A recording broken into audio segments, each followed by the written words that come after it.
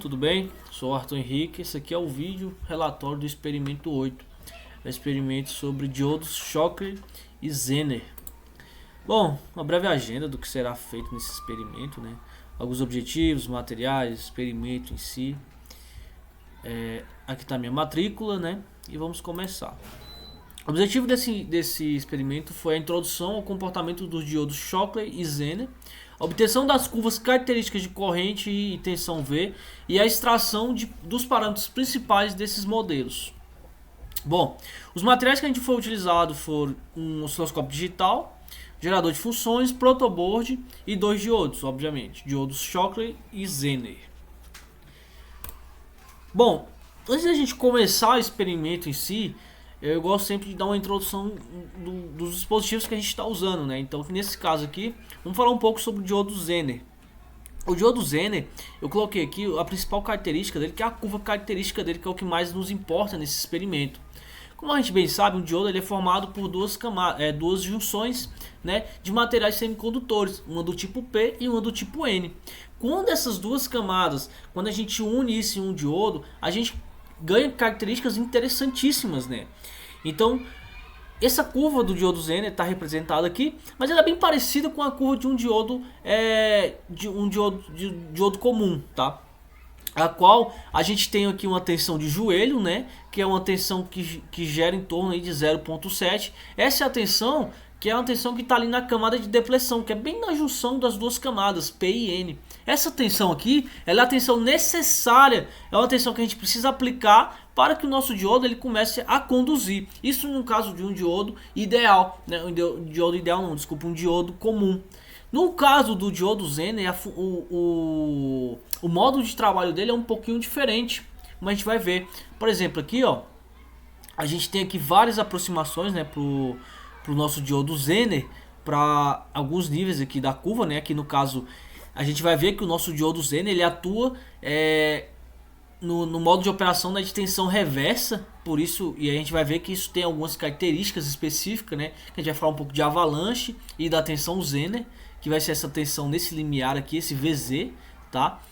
E bom, atuando no modo, quando a gente polariza ele diretamente, né, no caso ele atua como um diodo comum, tá? Como está representado aqui, ó. Aqui está o nosso 0,7 que eu comentei no início. Então, polarizado diretamente, no caso, ele atua como um diodo comum. Tá aqui, ó, o nosso cátodo, o nosso ânodo, polarizados diretamente. E aí ele tem essa representação aqui equivalente, né, para uma análise de circuito, né, a qual ele pode ser aproximado de uma fonte de tensão ideal de 0,7 volts, que esse 0,7 é a tensão aqui de joelho, que é a tensão para ele conduzir. Mas isso aqui não é o que importa pra gente. O que interessa aqui pra gente é a tensão reversa. Quando a gente polariza ele aqui, ó, reversamente, a gente pode ver que ele está polarizado reversamente, né? E aí aqui está representado um diodo equivalente, né, para análise de circuito. E agora a tensão que a gente vai considerar aqui não é mais a tensão 0,7, mas é a tensão VZ, essa tensão que aparece bem aqui. E essa tensão VZ, ela é característica do material que o diodo é feito, né? Enfim, é característica da dopagem do material e etc. Bom, normalmente a gente está falando aí de 3, 6, 12 volts, tá?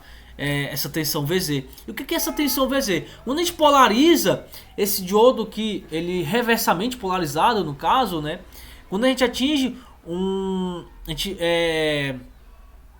quando a gente atinge essa tensão VZ aqui no caso, até a tensão VZ, supondo que essa tensão VZ aqui nesse caso desse diodo seja 6 volts, por exemplo.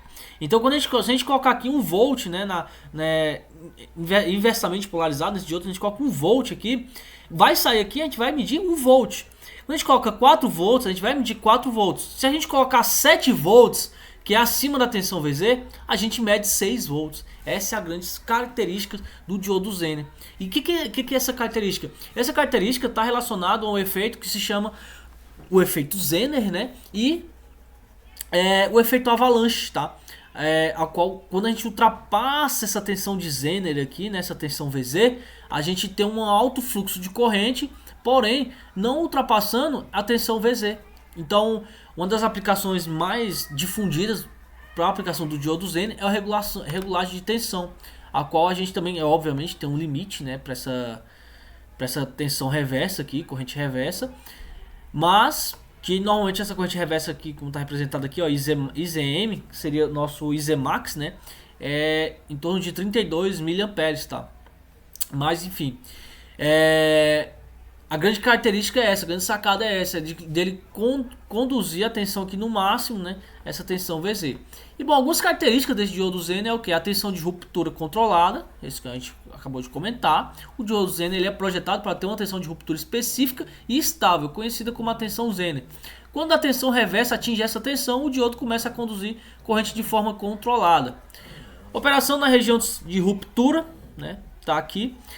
Ao contrário dos diodos comuns que podem ser danificados se operar na região de ruptura, o diodo Zener ele é projetado para operar nessa região sem danos. Polaridade: o diodo Zener é polarizado em reverso para operar como regulador de tensão. Quando polarizado em direto, ele se comporta como o diodo normal, que foi o que a gente também comentou. Bom, seguindo aqui, a gente tem o diodo Shockley. O diodo Shockley ele recebe esse nome em homenagem a quem descobriu, né, o diodo Shockley, quem inventou o diodo Shockley, que foi o Walter H. Shockley. E ele é o seguinte: o diodo Shockley é um componente eletrônico semicondutor com uma junção metal semicondutor, diferente dos diodos convencionais de junção PN, né, a qual a gente tem junções semicondutoras. Aqui a gente tem uma junção metálica, com uma junção semicondutora. E essa propriedade, né, essa junção, essa construção desse diodo Shockley dá a gente muitas características que são muito úteis em diversas aplicações da eletrônica, como a gente vai ver. Bom, aqui a gente tem um gráfico do diodo Shockley em comparação com o diodo de junção PN comum. Tá? Então aqui pontilhado em preto a gente tem o diodo de junção PN, a qual a gente tem aqui a nossa tensão de 0.7. Lembrando que essa tensão de 0.7 aqui também ela varia, tá? Dependendo, aqui a gente está falando do diodo de silício, mas por exemplo um diodo de germânio, ele vai ter essa tensão aqui em torno de 0.4, 0.6. Então essa tensão de joelho aqui ela varia. Bom, aqui é a curva do diodo comum, né? Essa pontilhada, como eu falei, operando aqui normal. E o diodo Shockley, a gente vê aqui que essa tensão de joelho aqui ela cai para 0.3, tá? E essa característica aqui também é na tensão reversa dele. Bom, aqui a gente tem uma foto ilustrando a construção dele, né? A gente tem um contato metálico folheado a ouro, que seria o nosso anodo, um contato metálico e a junção metal semicondutor ali do tipo N, formando o nosso cátodo, tá? Bom, as características do diodo Shockley é a seguinte: ele tem uma baixa queda de tensão direta, que foi o que a gente comentou aqui, que gira em torno de 0.3 a 0.2 a 0.3, que comparado a um diodo comum, né, que é de 0.7, é uma diferença que faz muita diferença em aplicações críticas, né? Aplicações críticas de tensão que a gente precisa. Ele tem uma alta velocidade de comutação, né? Então, devido à sua menor capacitância de junção, os diodos Shockley podem comutar mais rapidamente do que os diodos de junção PN.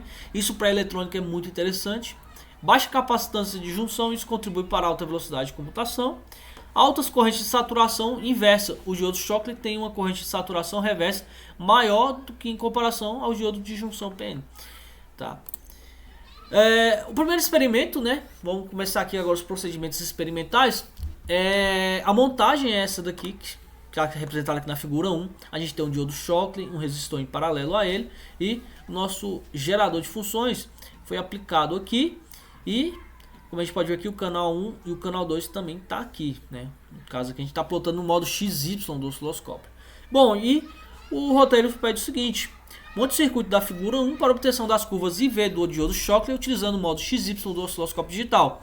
Use a função senoidal de 30 Hz e com amplitude de tensão adequada para a curva IV que passa pelo primeiro quadrante, né?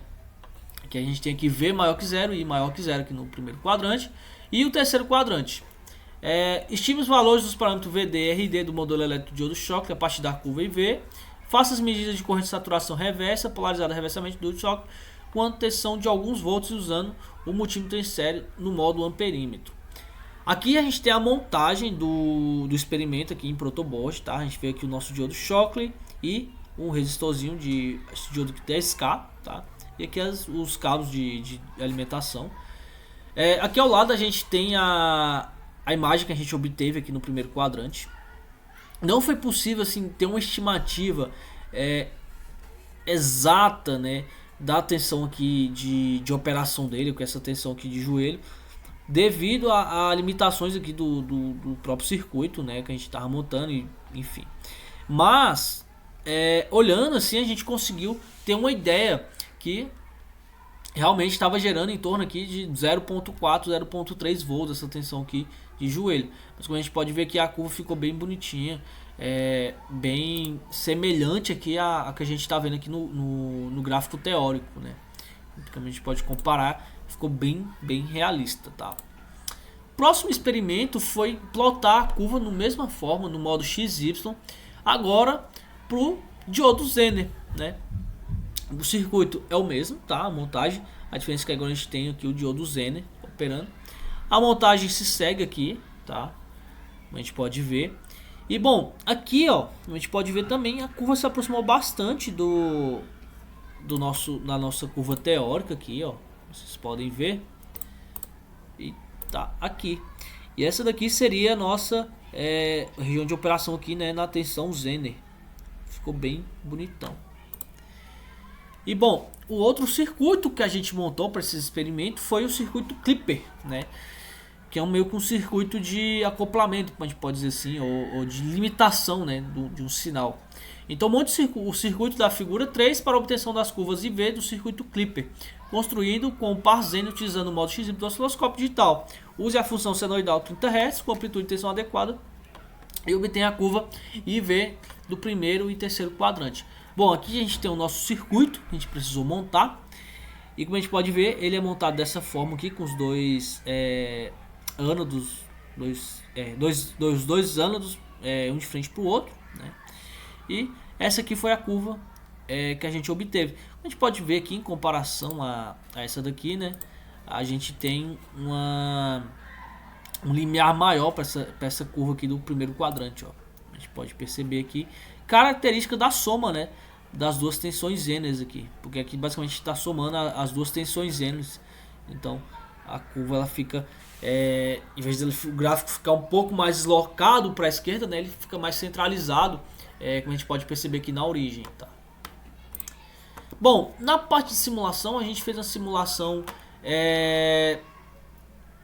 no LT Spice para obter a curva de IV do diodo Schottler e do diodo Zener. Aqui a gente tem representado a curva de tensão e corrente do diodo Schottler, tá?